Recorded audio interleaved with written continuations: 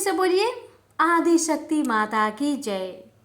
प्यारे भक्तों, आज है गुप्त नवरात्रि का तीसरा दिन जो समर्पित है माँ छिन्नमस्ता को, जो कि 10 महाविद्याओं में तीसरी महाविद्या है। माँ छिन्नमस्ता अपनी सहचरी जया और विजया को तृप्त करने के लिए अपना शीश स्वयं काट लेती है और अपने रक्त की धार से सहचरियों एवं स्वयं का पोषण करती है। यह स्वरूप हमें संदेश देता है कि माँ अपने संतानों और सहचरों के लिए अपना सब कुछ न्यौछावर करने को सदा तत्पर रहती है। तो आइए आज मैं छिन्नमस्ता माता के व्रत और पूजन विधि के बारे में बताऊंगी, साथ ही श्रवण करेंगे छिन्नमस्ता माता की संपूर्ण व्रत कथा।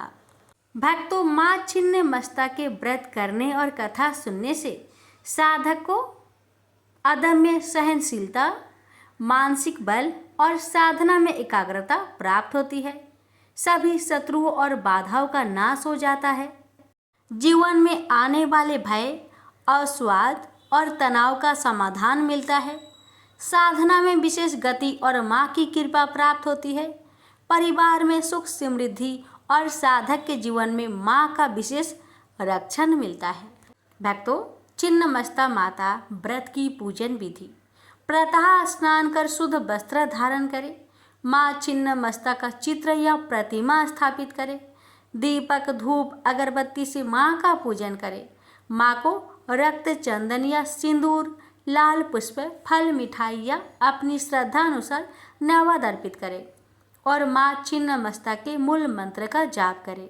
भक्तों, दिन भर स्वास्थ्यिक भोजन या फलाहार ग्रहण करें और साधना में लीन रहते हुए माँ का स्मरण करें और साधना पूरी होने के बाद माँ से क्षमा याचना कर अपनी श्रद्धा और विश्वास से अर्पित करें। भक्तों, यह साधना हमें छिन्नमस्ता की कृपा से जीवन में सभी बाधाओं और कष्टों को सहने और जीतने का बल देती है। आप पूरी श्रद्धा और विश्वास से यह साधना करें। माँ छिन्नमस्ता अवश्य अपना स्नेह और वरदान आप तक पहुँचाएगी। आइए श्रवण करते हैं माँ छिन्नमस्ता की दिव्य कथा। माता रानी आप सभी भक्तों पर अपनी कृपा सदा बनाए रखे। जय माता दी।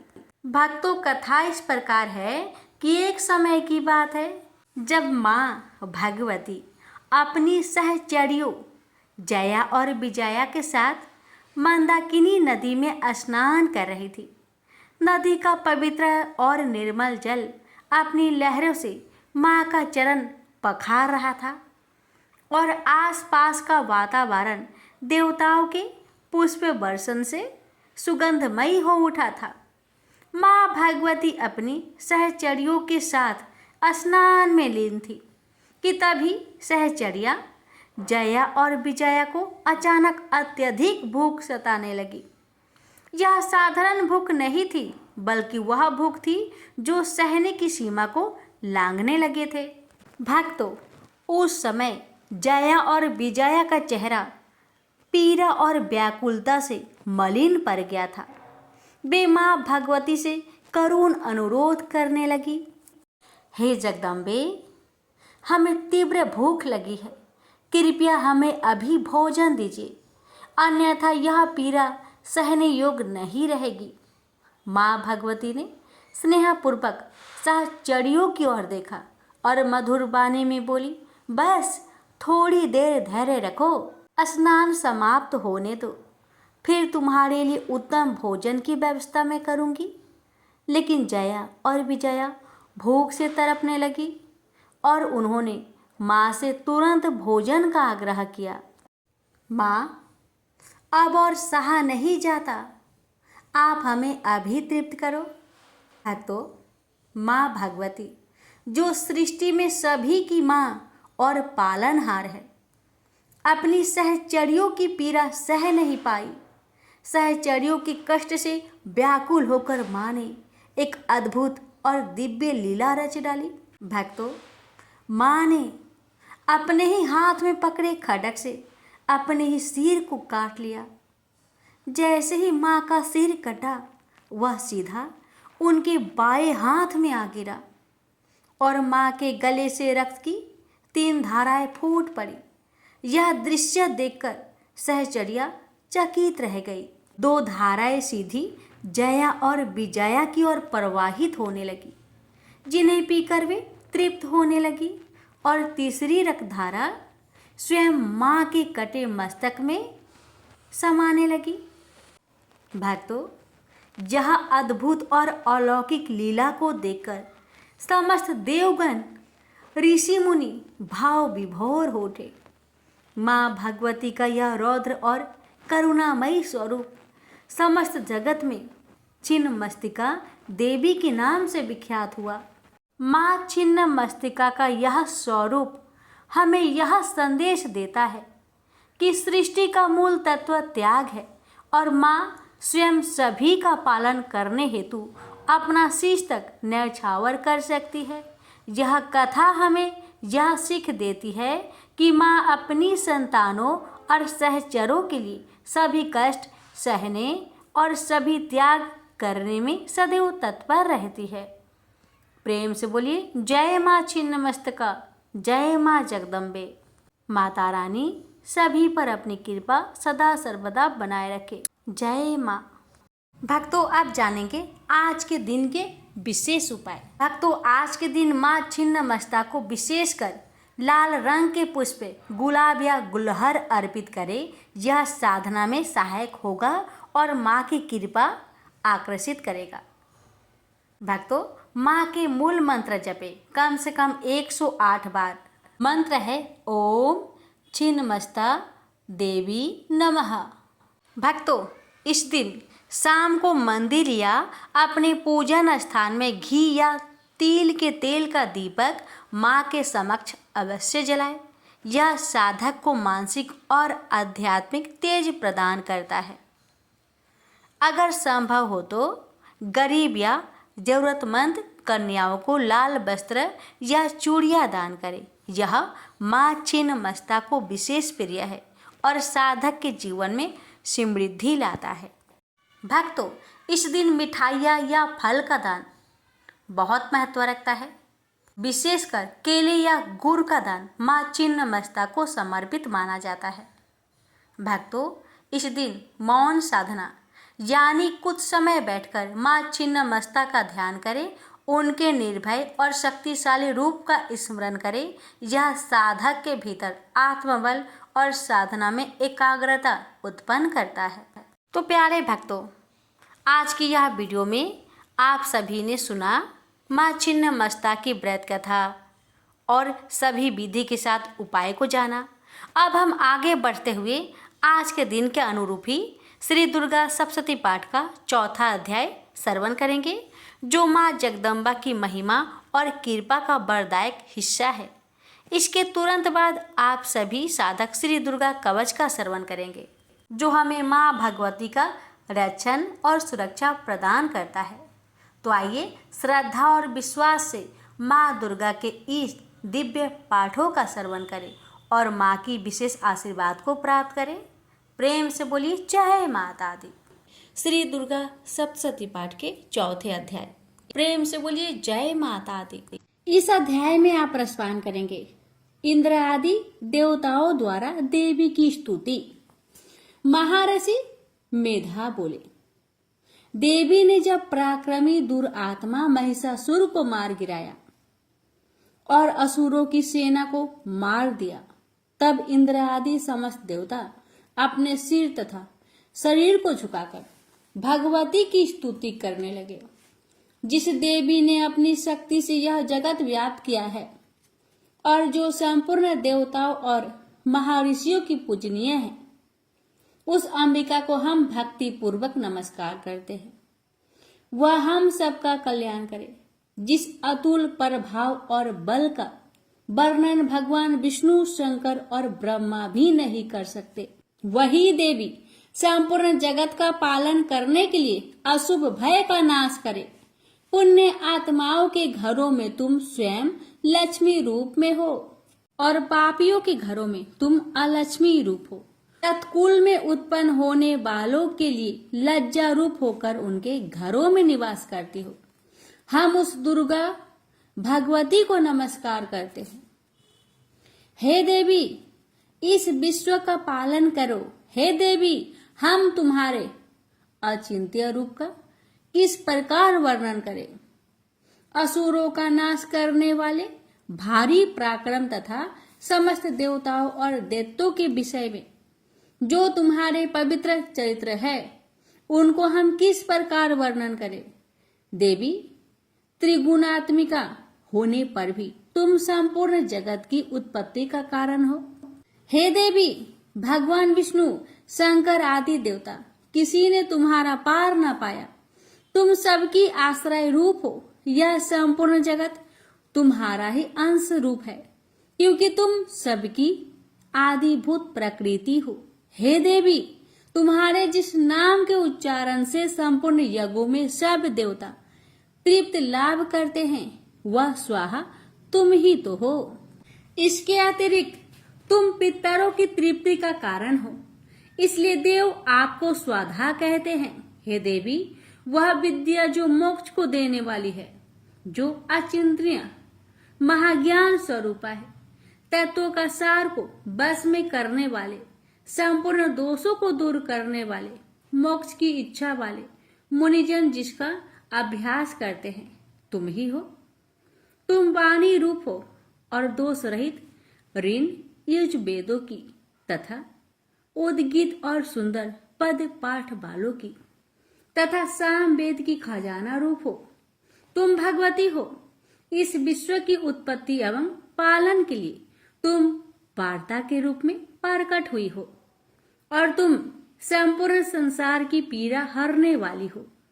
हे देवी, जिससे सारे शास्त्रों को जाना जाता है, वह मेधा शक्ति तुम ही हो और दुर्गम भवसागर से पार करने वाली नौका भी तुम ही हो।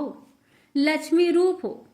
विष्णु भगवान के हृदय में निवास करने वाली और भगवान महादेव द्वारा सम्मानित गौरी देवी तुम ही हो। मंद मुस्कान वाले, निर्मल पूर्णचंद बिंब के समान और उत्तम स्वर्ण की मनोहर कांति से कमनीय तुम्हारा मुख को देखकर भी महिषासुर क्रोध में भर गया। यह बड़े आश्चर्य की बात है। और हे देवी, तुम्हारा यही मुख जब क्रोध से भर गया, उदय काल के चंद्रमा की भांति लाल हो गया और तनी हुई भौहों के कारण विकराल रूप हो गया।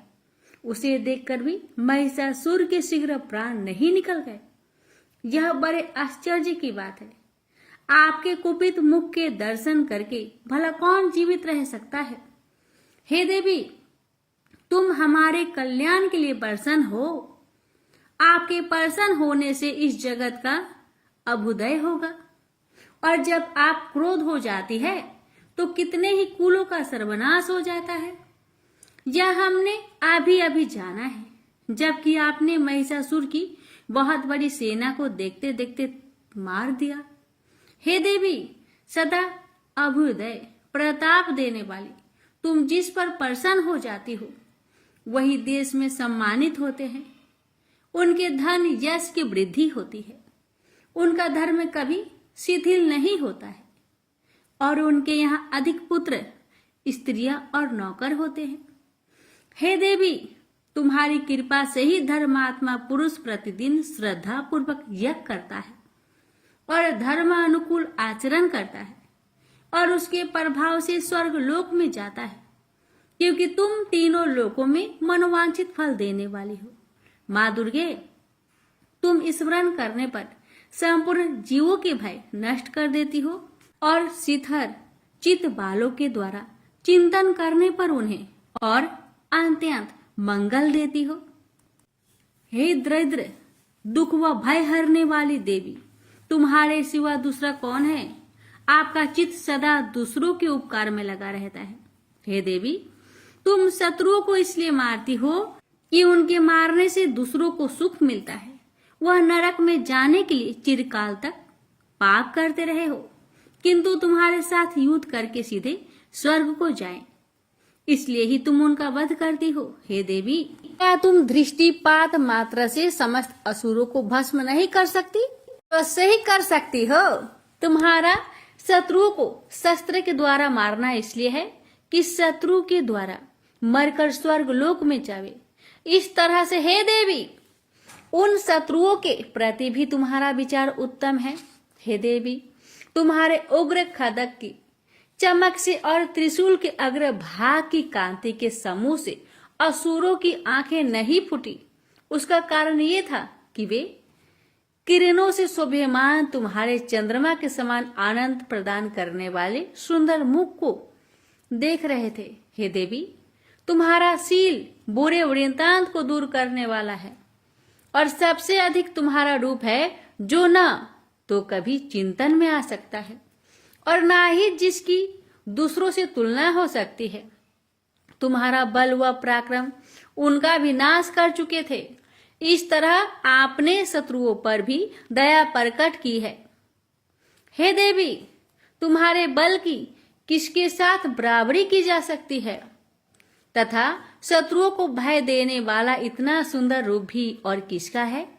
हृदय में कृपा और युद्ध में निष्ठुरता, ये दोनों बातें तीनों लोकों में केवल तुम ही में दिखने में आया है। युद्ध भूमि में शत्रुओं को मारकर अपने उन्हें स्वर्गलोक पहुंचाया है।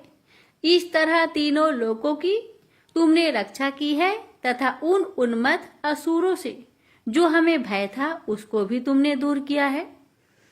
तुमको हमारा नमस्कार है। हे देवी, तुम शूल तथा खड्ग से हमारी रक्षा करो तथा घंटे की ध्वनि और धनुष की टंकार से हमारी रक्षा करो। चंडिके, आप अपने शूल को घुमाकर पूर्व पश्चिम दक्षिण तथा उत्तर दिशा में हमारी रक्षा करो।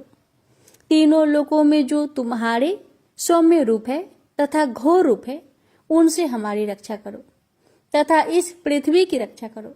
अंबिके, आपके कर पल्लवों में जो खड्ग शूल और गदा आदि शोभा पा रहे हैं उन सब से हमारी रक्षा करो। महर्षि बोले कि इस प्रकार जब सब देवताओं ने जगत माता भगवती की स्तुति की और नंद वन के पुष्पों तथा गंध अनुलोपनों द्वारा उनका पूजन किया और फिर सबने मिलकर जब सुगंधित व दिव्य धूपों द्वारा उनको सुगंध निवेदन की, तब देवी ने प्रसन्न होकर कहा, देवताओं, तुम सब मुझसे मनोवांछित वर मांगो। देवता बोले, भगवती, तुमने हमारा सब कुछ कार्य कर दिया। अब हमारे लिए कुछ मांगना बाकी नहीं रहा, क्योंकि तुमने हमारे शत्रु महिषासुर को मार डाला है। हे मातेश्वरी, तुम इस पर भी यदि हमें कोई वर देना चाहती हो तो बस इतना वर दो कि जब जब हम आपका स्मरण करें तब तब आप हमारी विपत्तियों को हरण करने के लिए हमें दर्शन दिया करें। अंबिके, जो कोई तुम्हारी स्तुति करे तुम उनके वित्त, समृद्धि और वैभव देने के साथ ही उनकी धन और स्त्री आदि संपत्ति बढ़ाए और सदा हम पर प्रसन्न रहे। महर्षि बोले, हे राजन, देवताओं ने जब जगत के लिए तथा अपने लिए इस प्रकार प्रश्न किया तो बस तथास्तु कहकर देवी अंतर्ध्यान हो गई। हे भूप, जिस प्रकार तीनों लोगों का हित चाहने वाली वह भगवती देवताओं के शरीर से उत्पन्न हुई थी, वह सारा वृत्तांत मैंने तुमसे कह दिया है और इसके पश्चात दुष्ट असुरों तथा शुभ निशुभ का वध करने और सब लोगों की रक्षा करने के लिए जिस प्रकार गौरी देवी के शरीर से उत्पन्न हुई थी, वह सारा वृत्तांत मैं यथावत वर्णन करता हूँ। प्रेम से बोलिए जय माता दी। देवी कवच यानी दुर्गा कवच पाठ। पौराणिक मान्यता है कि मंत्रों में बहुत शक्ति होती है। अगर इस मंत्रों को सही से पढ़ा जाए तो प्रतिकूल कंपन को अधिक सकारात्मक और आकर्षक कंपन में बदलने की क्षमता होती है। अगर आप अपने चारों ओर फैली नकारात्मकता से परेशान हैं और आपको कोई रास्ता नहीं दिखाई पड़ रहा, तो आपको दुर्गा कवच का पाठ करना चाहिए। ऐसा कहा जाता है कि वह व्यक्ति जो ईमानदारी से भक्ति और सही उच्चारण के साथ नियमित रूप से दुर्गा कवच को पढ़ता या सुनता है, वह सभी बुराइयों से संरक्षित रहता है। 18 प्रमुख पुराणों में से एक मार्कंडेय पुराण के अंदर दुर्गा कवच, देवी कवच के श्लोकों का उल्लेख है। दुर्गा कवच दुर्गा सप्तशती का एक आदित्य स्रोत है। दुर्गा कवच को भगवान ब्रह्मा ने ऋषि मार्कंडेय को सुनाया और इसमें 47 श्लोक शामिल हैं। इसके बाद 9 श्लोकों में फल श्रुति लिखित है। फल श्रुति का अर्थ होता है कि मंत्रों को सुनने या पढ़ने से क्या फल प्राप्त होता है। दुर्गा कवच का महत्व। दुर्गा कवच में भगवान ब्रह्मा जी ने देवी पार्वती माँ की 9 अलग अलग देवीय रूपों के बारे में बताया है। भगवान ब्रह्मा हर किसी को देवी कवच को पढ़ने या सुनने के लिए देवी माँ का आशीर्वाद मांगने के लिए अनुरोध करते हैं। जो भी इस कवच का नित्य पाठ करता या सुनता है वह माँ दुर्गा से विशेष आशीर्वाद प्राप्त करता है। नकारात्मकता को खत्म करने के लिए एक शक्तिशाली मंत्रों का संग्रह देवी कवच के रूप में विद्यमान है। यह जातक को किसी भी बुरी आत्माओं से बचाने के लिए एक कवच के लिए रूप में कार्य करता है। भक्तों, अब जानते हैं दुर्गा कवच का पाठ कैसे करें। दुर्गा कवच का पाठ दुर्गा सप्तशती के आरंभ में और दुर्गा सप्तशती पाठ के बाद में करना चाहिए। दुर्गा कवच का पाठ करने से पहले स्नान करके स्वच्छ वस्त्र धारण कर ले। इसके बाद माँ का ध्यान करे और घी का दीप जलाए। दुर्गा कवच का पाठ शुरू करने से पहले अपने मन से सभी दुर्भावनाओं को दूर कर दे और सिर्फ माँ की भक्ति के बारे में विचार करे। माँ को पुष्प अर्पित करने के बाद फल मिष्ठान का भोग लगाए और दुर्गा कवच का पाठ शुरू करे। दुर्गा कवच का पाठ करने के लाभ। दुर्गा कवच का पाठ करने से जातक के मन और उसके आसपास से नकारात्मक ऊर्जाओं का नाश होता है। दुर्गा कवच का पाठ करने से जातक को प्रेत बाधा जैसी समस्याओं से जल्दी मुक्ति मिल जाती है। दुर्गा कवच का पाठ करने से अकाल मृत्यु जैसे संकट दूर होते हैं। दुर्गा कवच का पाठ करने से बड़े से बड़े संकट का निवारण होता है। दुर्गा कवच का पाठ करने से असाध्य रोगों से मुक्ति मिलती है। इतना ही नहीं, दुर्गा कवच का पाठ से न्यायालय से जुड़ी मामलों में जीत हासिल होती है। भक्तों, इस पावन दुर्गा कवच का पाठ करने से इतना ही नहीं, शत्रुओं में भी विजय हासिल होती है। अब जानिए दुर्गा कवच पाठ करने के कुछ नियम। दुर्गा कवच करते समय शब्दों के उच्चारण का विशेष ध्यान देना चाहिए। अगर आप संस्कृत में पाठ नहीं कर पा रहे तो हिंदी में पाठ करें, लेकिन गलत उच्चारण में इसका पाठ कभी ना करें। दुर्गा कवच का पाठ करते समय प्याज, लहसुन, तंबाकू, मांस, मदिरा और किसी भी प्रकार के तामसिक भोजन को ना ग्रहण करें। दुर्गा कवच का पाठ करते समय पूर्ण ब्रह्मचर्य का पालन करना चाहिए। दुर्गा कवच का पाठ करते समय मन में कोई भी छल कपट, लोभ, लालच को नहीं रखना चाहिए और सच्चे मन से माँ की आराधना करनी चाहिए। दुर्गा कवच का पाठ करते समय स्वच्छ और सुगंधित वातावरण होना चाहिए। आसपास गंदगी ना हो, इसका विशेष ध्यान देना चाहिए। आइए रसपान करते हैं। श्री दुर्गा कवच पाठ प्रारंभ है। महर्षि मार्कंडेय बोले, हे पितामह, संसार में जो गुप्त हो और मनुष्यों की सब प्रकार से रक्षा करता हो और जो आपने किसी को आज तक न बताया हो, वह कवच मुझे बताइए। श्री ब्रह्मा जी कहने लगे, अत्यंत गुप्त व सब प्राणियों की भलाई करने वाला कवच मुझसे सुनो। प्रथम शैलपुत्री, दूसरी ब्रह्मचारिणी, तीसरी चंद्र घंटा, चौथी कुष्मांडा, पांचवी स्कंद माता, छठी कात्यायनी, सातवीं कालरात्रि, आठवीं महागौरी, नौवीं सिद्धिदात्री। यह देवी की 9 मूर्तियां हैं और यह 9 दुर्गा कहलाती है। आग में जलता हुआ रण में शत्रु से घेरा हुआ, विषम संकट में फंसा हुआ मनुष्य आदि दुर्गा के नाम का स्मरण करे तो उनको कभी भी कोई हानि नहीं होती। रण में उसके लिए कुछ भी आपत्ति नहीं और ना उसे किसी प्रकार का दुख या डर ही होता है। हे देवी, जिसने श्रद्धा पूर्वक तुम्हारा स्मरण किया है उसकी वृद्धि होती है, और जो तुम्हारा चिंतन करते हैं उनकी तुम निस्संदेह रक्षा करने वाली हो। चामुंडा प्रेत पर, वारही भैंसे पर, ऐन्द्री हाथी पर, वैष्णवी गरुड़ पर आसन जमाती है। हे महेश्वरी, बैल पर, कौमारी मोर पर और हाथ में कमल लिए हुए विष्णु प्रिया लक्ष्मी जी की कमल के आसन पर विराजती है। बैल पर बैठी हुई ईश्वरी देवी ने श्वेत रूप धारण कर रखा है और ब्रह्मी देवी हंस पर बैठती है और सब प्रकार के आभूषणों से विभूषित है। इस प्रकार यह सब माताएं सब प्रकार के योग शक्तियों से युक्त और अनेक प्रकार के रत्न धारण किए हुए हैं।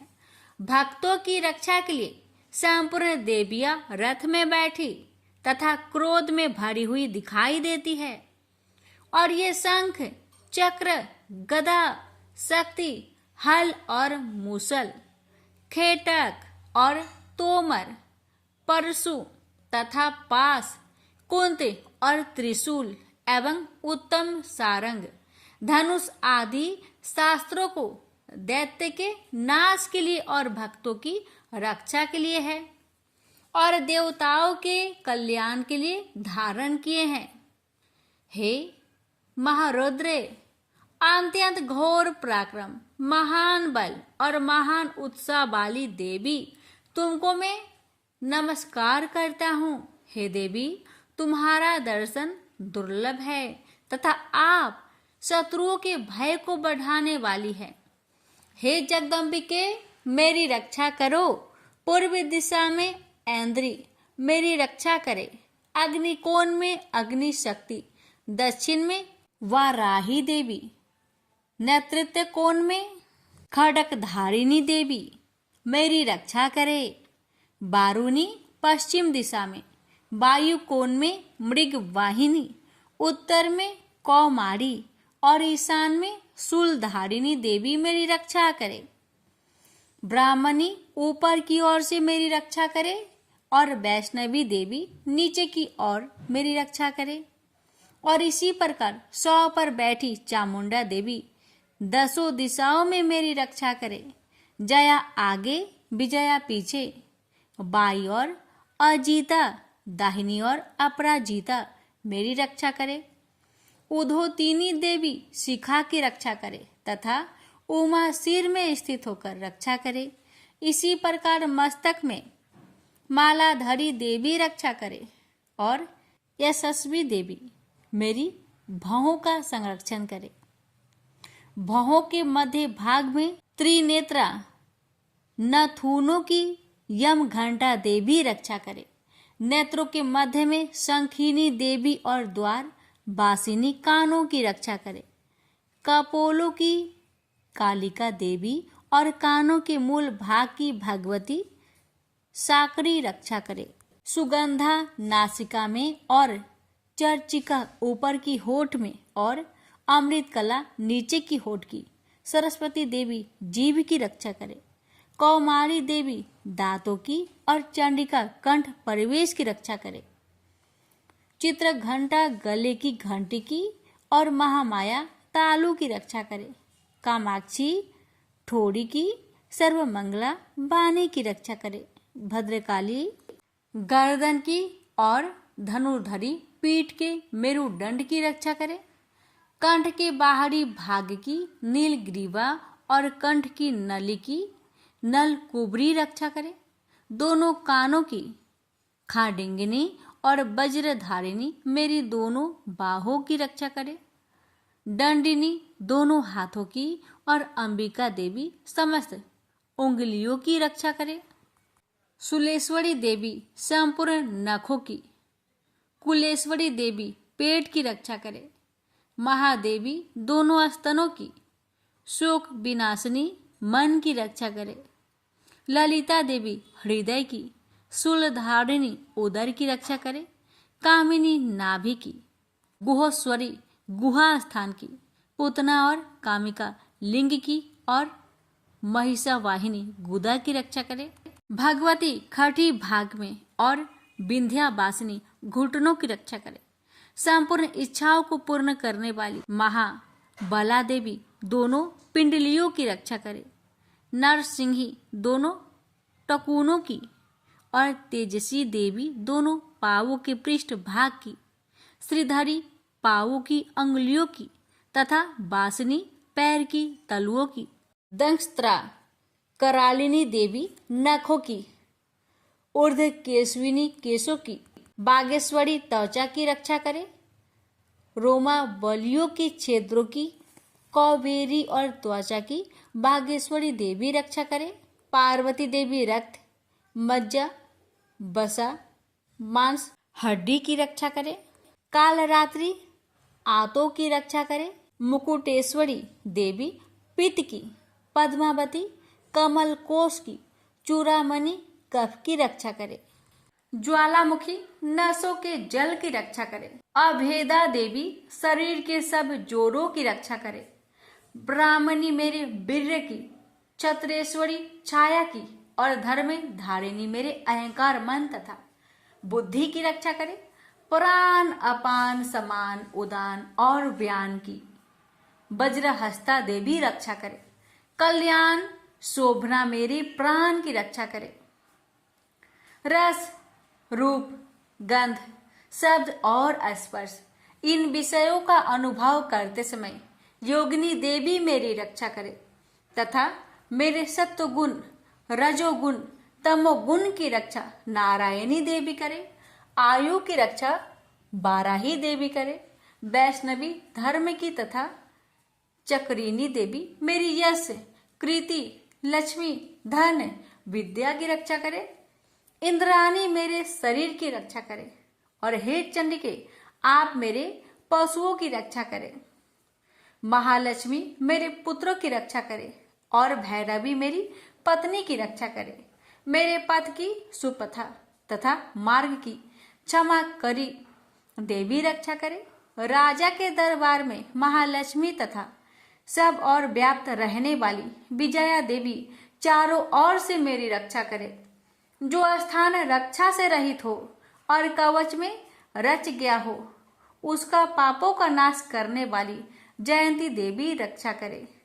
अपना शुभ चाहने वाले मनुष्य को बिना कवच के एक पग भी कहीं न जाना चाहिए, क्योंकि कवच रखने वाला मनुष्य जहां भी जाता है वहां उसे अवश्य धन लाभ होता है तथा विजय प्राप्त करता है। अभीष्ट वस्तु की इच्छा करता है वह उसको इस कवच के प्रभाव से अवश्य मिलती है और वह इसी संसार में महा ऐश्वर्य को प्राप्त होता है। कवचधारी मनुष्य निर्भय होता है और वह तीनों लोकों में माननीय होता है। देवी का यह कवच देवताओं के लिए भी कठिन है। जो नित्य प्रति नियम पूर्वक तीनों संध्याओं को श्रद्धा के साथ इनका पठन पाठन करता है उसे देव शक्ति प्राप्त होती है। वह तीनों लोकों को जीत सकता है तथा अकाल मृत्यु से रहित होकर 100 वर्ष तक जीवित रहता है। उसकी लुता, चर्म रोग, विस्फोट आदि समस्त व्याधियां समूल नष्ट हो जाती है। वह अस्थावर, जंगम तथा कृत्रिम विष दूर होकर उनका कोई असर नहीं होता है तथा समस्त अभिचारक प्रयोग और इस तरह के जितने मंत्र तंत्र इत्यादि होते हैं इस कवच के हृदय में धारण कर लेने पर नष्ट हो जाते हैं। इसके अतिरिक्त पृथ्वी पर विचरने वाला भूचर, नभचर, जलचर प्राणी, उपदेश मात्र से सिद्ध होने वाले निम्न कोटि के देवता, जन्म के साथ प्रकट होने वाले देवता, कुल देवता, कंठमाल आदि डाकिनी शाकिनी, अंतरिक्ष में विचरने वाली अत्यंत बलवती भयानक डाकिनियां, गृह भूत, यक्ष, गंधर्व, राक्षस, ब्रह्म राक्षस, बैताल, कुष्मांड और भैरव आदि अनिष्ट कारक देवता भी उस मनुष्य को जिसने कि अपने हृदय में यह कवच धारण किया हुआ देखते ही भाग जाते हैं। इस कारण कवच के धारण करने से मान और तेज बढ़ता है। जो मनुष्य इस कवच का पाठ करके उसके पश्चात सप्तशती चंडी का पाठ करता है, उसका यश जगत में विख्यात होता है। और जब तक वन पर्वत और कना आदि इस भूमंडल पर स्थित है, तब तक यह पुत्र पौत्र आदि संतान परंपरा बनी रहती है। फिर देहांत होने पर ऐसा मनुष्य परम पद को प्राप्त होता है, जो देवताओं के लिए भी कठिन है, और अंत में सुंदर रूप को धारण करके भगवान शंकर के साथ आनंद करता हुआ परम मोक्ष को प्राप्त होता है। प्रेम से बोलिए जय माता दी। माता, इस दुर्गा कवच पाठ करने में हमसे अगर कोई गलती हुई हो उसे क्षमा करे। हे माता, कथा कहने वाले पर सुनने वाले पर अपनी कृपा बनाए रखे। जय माता दी। अब भक्तों रसपान करेंगे अर्थ अर्गला श्रोतम। मार्कंडेय जी कहते हैं, जयंती मंगला काली भद्र काली कपालिनी दुर्गा क्षमा शिवा धात्री स्वाहा और स्वधा, इन नामों से प्रसिद्ध देवी तुम्हें मैं नमस्कार करता हूँ। हे देवी, तुम्हारी जय हो। प्राणियों के संपूर्ण दुख हरने वाली तथा सब में व्याप्त रहने वाली देवी तुम्हारी जय हो। काल रात्रि तुम्हें नमस्कार है। मधु और केटभ दैत्य का वध करने वाली, ब्रह्मा को वरदान देने वाली देवी तुम्हें नमस्कार है। तुम मुझे रूप दो, जय दो, यश दो और काम क्रोध आदि शत्रुओं का नाश करो। महिषासुर का नाश करने वाली तथा भक्तों को सुख देने वाली देवी तुम्हें नमस्कार है। तुम मुझे सुंदर स्वरूप दो, विजय दो और मेरे शत्रुओं को नष्ट करो। हे रक्त बीज का वध करने वाली, हे चंड मुंड को नाश करने वाली, तुम मुझे रूप दो, जय दो, यश दो और काम क्रोध आदि शत्रुओं का नाश करो। हे शुभ निशुभ और धूम्राक्ष राक्षस का मर्दन करने वाली देवी, मुझको स्वरूप दो, विजय दो और मेरे शत्रुओं का नाश करो। हे पूजित चरण युगल वाली देवी, हे संपूर्ण सौभाग्य प्रदान करने वाली देवी, तुम रूप दो, जय दो, यश दो और काम क्रोध आदि शत्रुओं का नाश करो। हे देवी, तुम्हारे रूप और चरित्र अमित है। तुम सब शत्रुओं का नाश करने वाली हो। मुझे रूप, जय, यश दो और काम क्रोध आदि शत्रुओं का नाश करो। पाप को दूर करने वाली चंडिके, इस संसार में जो भक्ति से तुम्हारा पूजन करते हैं, उनको तुम रूप तथा विजय और यश दो तथा उनके शत्रुओं का नाश करो। रोगों का नाश करने वाली चंडिके, जो भक्ति पूर्वक तुम्हारी पूजा करते हैं, उन्हें रूप दो, यश दो और उनके काम क्रोध आदि शत्रुओं का नाश करो।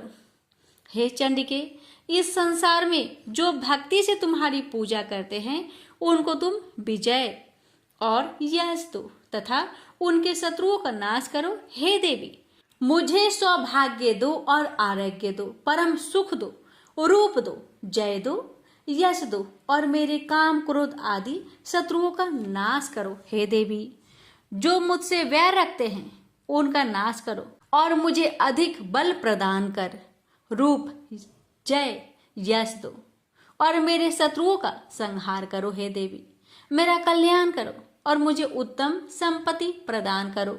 रूप, जय, यश दो और काम क्रोध आदि शत्रुओं का नाश करो। हे देवता तथा राक्षसों के मुकुट रत्नों से स्पर्श किए हुए चरणों वाली देवी, हे अंबिके, मुझे रूप दो, विजय तथा यश दो और मेरे शत्रुओं का नाश करो। और हे देवी, अपने भक्तों को विद्वान, कीर्तिवान और लक्ष्मीवान बनाओ और उन्हें रूप दो, उन्हें जय दो और उनके शत्रुओं का नाश करो। हे प्रचंड दैत्यों के अभिमान का नाश करने वाली चंडिके, मुझे शरणागत को रूप दो, विजय दो, यश दो और मेरे शत्रुओं का नाश करो। हे चार भुजाओं वाली, हे ब्रह्मा द्वारा प्रशंसित परमेश्वरी, आप मुझे रूप दो, जय दो, यश दो और मेरे शत्रुओं को नष्ट करो। निरंतर भक्ति से भगवान विष्णु से सदा स्तुति की हुई हे अंबिके, रूप यश जय दो और मेरे शत्रुओं को नष्ट करो। हिमाचल कन्या पार्वती के भगवान शंकर से स्तुति की हुई है। परमेश्वरी मुझे रूप जय यश दो और मेरे शत्रुओं का नाश करो। इंद्राणी के पति इंद्र के द्वारा सद्भाव से पूजित होने वाली परमेश्वरी मुझे तुम रूप दो, जय दो, यश दो और काम क्रोध आदि शत्रुओं को नष्ट करो। प्रचंड भुजदंड से दैत्यों के घमंडों को नष्ट करने वाली मुझे रूप दो, जय दो, यश दो और मेरे शत्रुओं का नाश करो। हे देवी, तुम अपने भक्तों को सदा असीम आनंद देती हो। मुझे रूप जय यश दो और मेरे काम क्रोध आदि शत्रुओं को नष्ट करो। देवी, मेरी इच्छा अनुसार चलने वाली सुंदर स्त्री मुझे प्रदान करो कि संसार सागर से तरने वाली तथा उत्तम कुल में उत्पन्न हुई हो। जो मनुष्य पहले इस स्रोतम का पाठ करता है और फिर सप्तशती रूपी महास्रोत का पाठ करता है, वह सप्तशती की जप संख्या से मिलने वाले श्रेष्ठ फल को प्राप्त होता है और उसके साथ ही उसे प्रचुर धन भी प्राप्त होता है। प्रेम से बोलिए जय माता दी। भक्तों रसपान करे अथ किलक स्रोतम। महर्षि मार्कंडेय बोले, निर्मल ज्ञान रूपी शरीर धारण करने वाली, देवत्रय रूप दिव्य 3 नेत्र वाली, जो कल्याण प्राप्ति के हेतु है तथा अपने मस्तक पर अध्र चंद्र धारण करने वाली है, उन भगवान शंकर को नमस्कार है। जो मनुष्य अभिकीलक मंत्रों को जानता है वही पुरुष कल्याण को प्राप्त करता है। जो अन्य मंत्रों को जाप कर केवल सप्तशती स्रोत से ही देवी की स्तुति करता है, उसको इससे ही देवी की सिद्धि हो जाती है। उन्हें अपने कार्य की सिद्धि के लिए दूसरे की साधना करने की आवश्यकता नहीं रहती। बिना जप के ही उनके उच्चाटन आदि सिद्ध हो जाते हैं। लोगों के मन में शंका थी कि केवल सप्तशती की उपासना से अथवा सप्तशती को छोड़कर अन्य मंत्रों की उपासना से भी समान रूप से सब कार्य सिद्ध हो जाते हैं। तब इनमें कौन सा श्रेष्ठ साधन है? लोगों की इस शंका को ध्यान में रखकर भगवान शंकर ने अपने पास आए हुए जिज्ञासुओं को समझाया कि यह सप्तशती नामक संपूर्ण स्रोत ही कल्याण कर देने वाला है। इसके पश्चात भगवान शंकर ने चंडिका के सप्तशती नामक स्रोत को गुप्त कर दिया। अतः मनुष्य इसको बड़े पुण्य से प्राप्त करता है।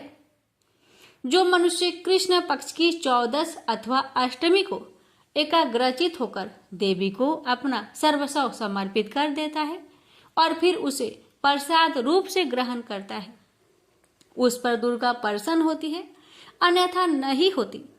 इस प्रकार सिद्ध के प्रतिबंधक रूप कील के द्वारा भगवान शंकर ने इस स्रोत को कीलित कर रखा है। जो पुरुष इस सप्तशती को निष्कीलन करके नित्य पाठ करता है वह सिद्ध हो जाता है, वही देवों का पार्षद होता है और वह गंधर्व होता है। सर्वत्र विचरते रहने पर भी उस मनुष्य को इस संसार में कहीं कोई डर नहीं होता।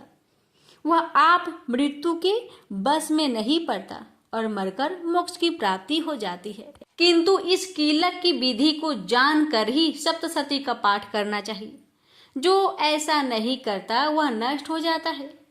कीलन और निष्कीलन संबंधी जानकारी के पश्चात ही यह स्रोत निर्दोष होता है और विद्वान पुरुष इस स्रोत का ही पाठ आरंभ करते हैं। स्त्रियों में जो कुछ सौभाग्य आदि दिखाई देता है वह सब इस पाठ की ही कृपा है। इसलिए इस कल्याणकारी स्रोत का सदा पाठ करना चाहिए। इस स्रोत का सने पाठ करने से भी 16 फल की प्राप्ति होती है और उच्च स्वर से ही इसका पाठ आरंभ करना चाहिए।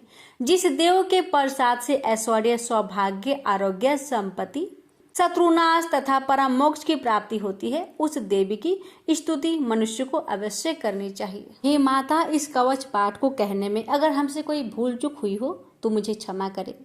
और इस पाठ को सुनने वाले भक्तों पर अपनी कृपा सदा बनाए रखे और मुझ पर भी अपनी कृपा बनाए रखे। प्रेम से बोलिए जय माता दी। क्षमा प्रार्थना।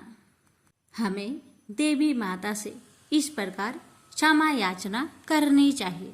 हे परमेश्वरी, मेरे द्वारा रात दिन बहुत से अपराध होते रहते हैं। मुझे अपना दास समझकर मेरे उन अपराधों को आप कृपा पूर्वक क्षमा करिए। परमेश्वरी, मैं आह्वान करना नहीं जानती, विसर्जन करना नहीं जानती तथा पूजा करने का ढंग भी नहीं जानती। हे माँ, मुझे क्षमा करिए। देवी सुरेश्वरी, मैंने जो मंत्रहीन ना मंत्रों को मैं जानती हूँ, क्रियाहीन ना क्रियाओं को जानती हूँ और भक्तिहीन ना भक्ति के प्रकार जानती हूँ। पूजन क्या है वह सब आपकी कृपा से पूरे हो।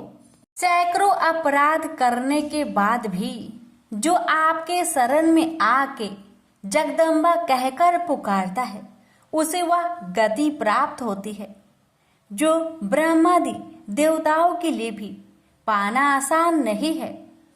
जगदम्बिके, मैं अपराधी हूँ, किंतु आपकी शरण में आया हूँ। इस समय दया का पात्र हूँ, आप जैसा चाहे वैसा करे।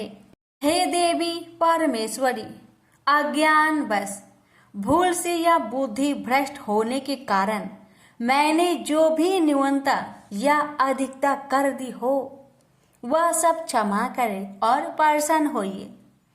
सच्चिदानंद स्वरूपा परमेश्वरी, जगत माता कामेश्वरी, आप प्रेम पूर्वक मेरी यह पूजा स्वीकार करें और मुझ पर प्रसन्न रहे। देवी सुरेश्वरी, आप गोपनीय से भी गोपनीय वस्तु की रक्षा करने वाली हैं। मेरी निवेदन किए हुए इस जप को ग्रहण करिए। आपकी कृपा से मुझे सिद्धि प्राप्त हो। इस प्रकार क्षमा प्रार्थना मंत्र के पाठ से दुर्गा माता आपके जाने अनजाने में हुए सारे अपराधों को क्षमा करेंगी और उनकी कृपा सदैव आपके ऊपर बनी रहेगी। तो प्रेम से बोलिए जगदम्बा माता की जय।